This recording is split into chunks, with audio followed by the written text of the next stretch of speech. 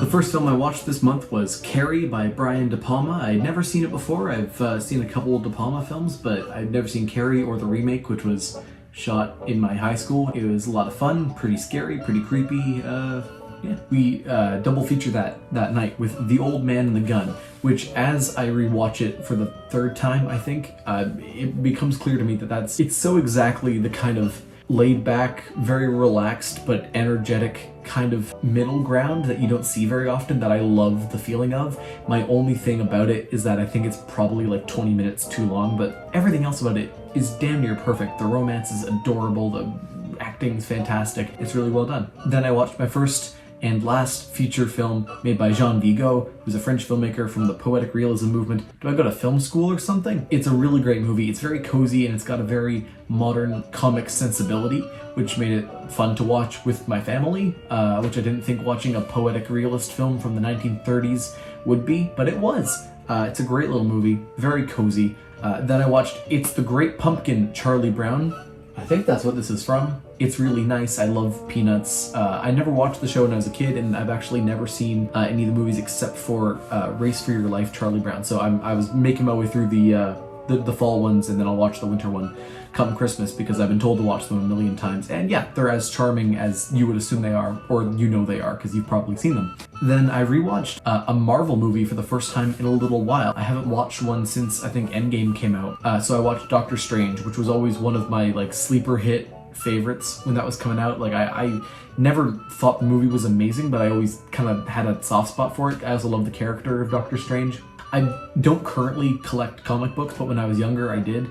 And I still have a good number of them from when I was a kid, and I would buy a lot of the Doctor Strange ones especially. Doctor Strange was one of those early characters that made me interested in like New York City and that kind of feeling of the city, because for some reason I very vividly associate him with, you know, Bleecker Street. It hits like a personal gut punch.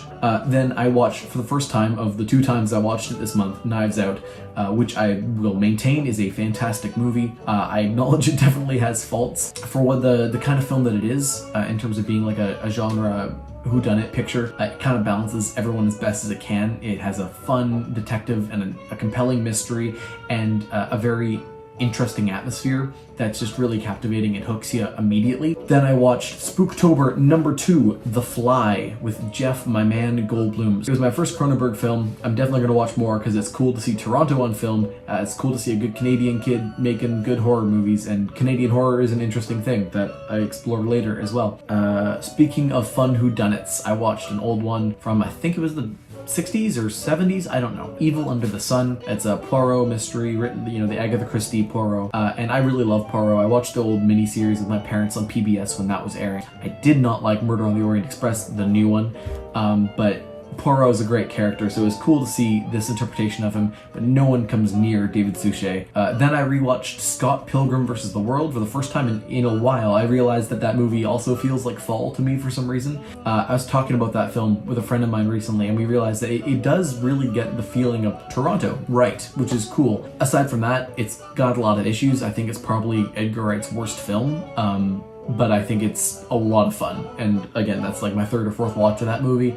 It's not going anywhere anytime soon. I'm definitely gonna watch that more. It's a great movie. Then I watched The Godfather. Now, for those of you who don't know, I'm Italian. It's a great movie. It's The Godfather. What are you gonna, like, what can you say about The Godfather that hasn't already been said? It's The Godfather.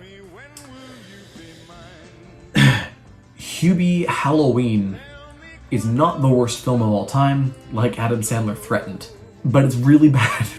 Then I watched A Charlie Brown Thanksgiving. That is the cutest stuff I've ever seen. What a fun movie. That's better than the Halloween one. It's great. It's fantastic. Then I watched Greener Grass as part 1 of 2 of my Jim Cummings kick. He's in this film for one scene where he eulogizes someone, and if that sounds familiar, it's because he does it in his other film, Thunder Road, that he's famous for. It was pretty fun. There's a lot of cultural satire that it's going for, and I think it lands some of the time. When a film is very obviously taking like a satiric route, if you don't know what it's aiming at some of the time, and you can tell it's trying to make fun of something, but you can't tell what it's making fun of, it just becomes a little uncomfortable. And maybe that's me being dense, but I didn't get all of what it was aiming at. Then I watched part 2 of the Jim Cummings kick and another Spooktober movie, The Wolf of Snow Hollow, which is Jim Cummings' directorial sophomore, coming off of Thunder Road, and I really enjoyed it. Honestly, I like Thunder Road more because it's dealing with a little bit more. I think it's got a little bit more meat on its bones, but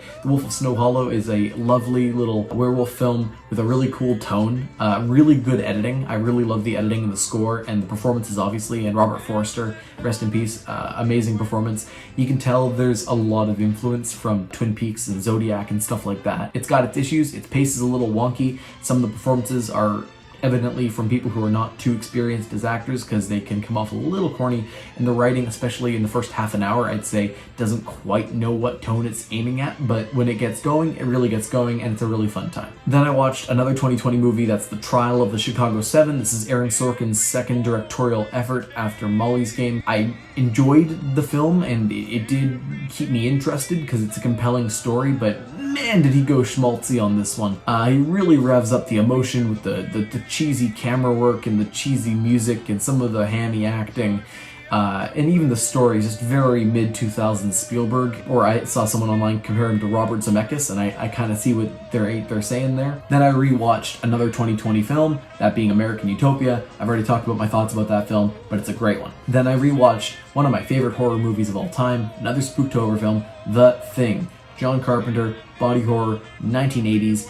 So good. This film will make you feel like you're cold. The atmosphere is like viscerally, it gets into your bones, and you can't like shake it through the entire runtime. The visual effects are almost entirely practical, and they're stunning. The use of, you know, like melted bubble gum and stuff like that to create the creature effects are fantastic, and it's really upsetting and unsettling, and the story is really creative, and it's a really unique use of the whole like cabin fever kind of trope. I'd really recommend it if you haven't seen it. It's absolutely fantastic. Then, shockingly, I haven't seen Borat yet, and I knew the sequel was coming out, so I watched Borat, and it's genius. It's fantastic. It doesn't stick the landing on all the jokes, but I think when it hits, it really hits, and it's genuinely insane. Then the only short film I'm going to talk about this month that I watched for class is a film called Monster Movie that I'm watching for my visual arts class, and I'll show a bit of a clip of it here. I think it's really interesting. It's using like visual glitching to kind of look at the fallibility of digital media, which sounds pretentious on the surface, but watch it. It's only a couple minutes long, and it's really mesmerizing. Then I rewatched The Social Network with my sister because we had a power outage, and it's one of the few films that we can both agree on that I had downloaded on my computer. And it's The Social Network. It's a fantastic movie. I really enjoyed it. Then I watched a pretty shittily pirated copy of the Brockhampton documentary, The Longest Summer in America, because it never got released digitally. It had like a couple in-person screenings, and that was it back in 2018. I don't condone doing that, but I'll watch it if there's no other option. It was a really interesting documentary. There's a couple things that I was like, oh, that's like a cool technique.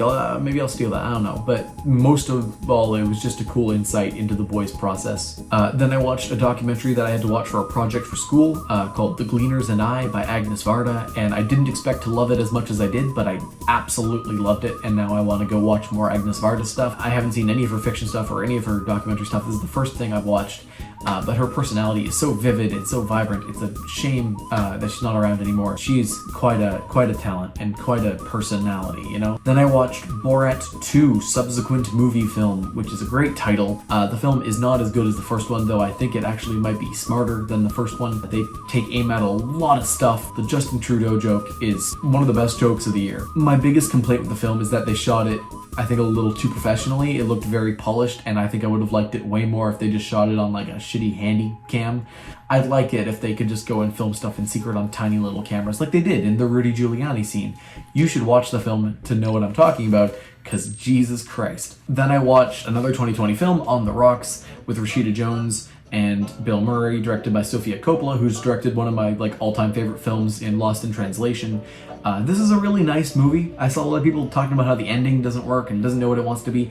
I think it all fits cohesively. I don't think it's an amazing film, or I don't think it says all that much, but I think that it's a nice, light, kind of sleepy film, which is Sophia's vibe. It's just a well-done, father-daughter dramedy about relationships and life and kind of, you know, middle-age crises, which is my jam. You know, I like me some While We're Young content. Finally, closing out with 2 horror movies. I got Black Christmas. I watched the night before Halloween, another Canadian horror movie shot and set in Toronto. It's it's a really well done slasher movie and very ahead of its time. I realized that it was actually made before Halloween, and there's certain elements of this film that John Carpenter was obviously very inspired by in the making of Halloween. Finally, on Halloween, I watched, you guessed it, Halloween, another one of my favorite horror movies ever. John Carpenter can do no wrong in my opinion. Halloween is just a fun, schlocky, stupid time. It combines every trope you've ever heard of for a slasher movie, and it did it first, so it's okay. It's just an amazing movie. If you've never seen the original Halloween, I really recommend you go watch it, but you definitely have. So let's just enjoy it together. Those are all my films in October. I hope you enjoyed the video, and I guess I'll see you in a month.